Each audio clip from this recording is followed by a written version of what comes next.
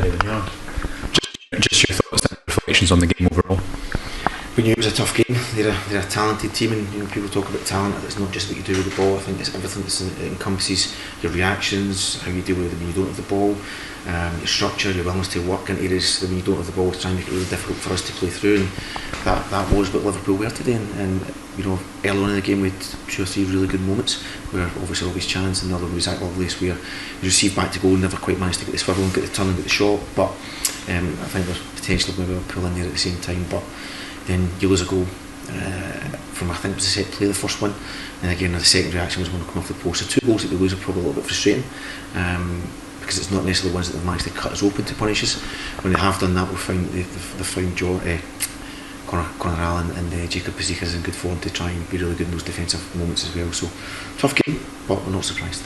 How do you feel you cope with their intensity, because they were so quick when they lost the ball, and obviously for you boys coming up against that level of opposition, for some of them it will be new to maybe even a game that's that quick?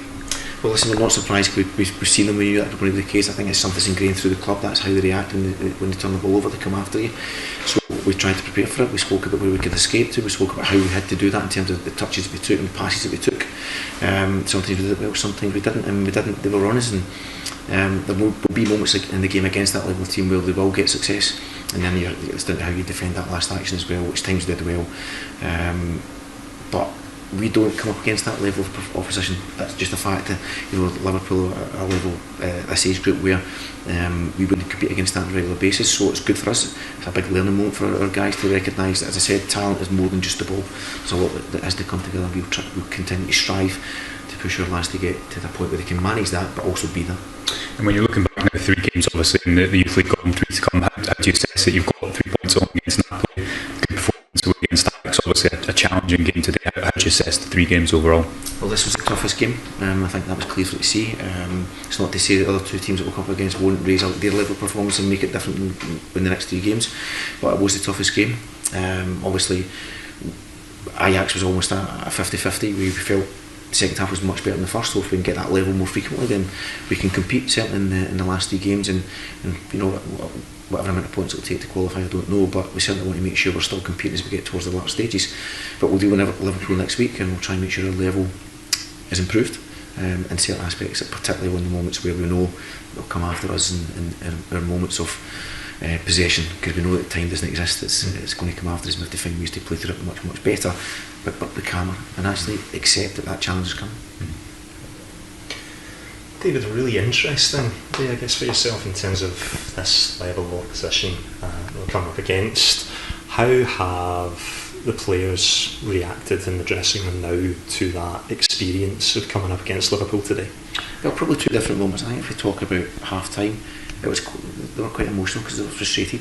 I go back to it, frustration comes from not having as much control in the games as what they normally do have, so they're not necessarily exposed to that as often as what maybe be the case for other teams. So it was different for them. So we'll try to find a way to get closer to them but still have compact structures as well, because if you start to go to a point where it becomes really individual, then we can get picked off, and we'll try to find a way to make sure, we still want to go after them, and we'll try to raise that energy within those moments, but remain calm within the bits between your ears as well, because you still have to have football intelligence to understand when you can actually go after them, when you can't, and then when you do get regains, how quickly you can play and where you've got to try and play in order to try and take their pressure away from the game and for us to get control. I actually thought as part of the second half we found moments of control.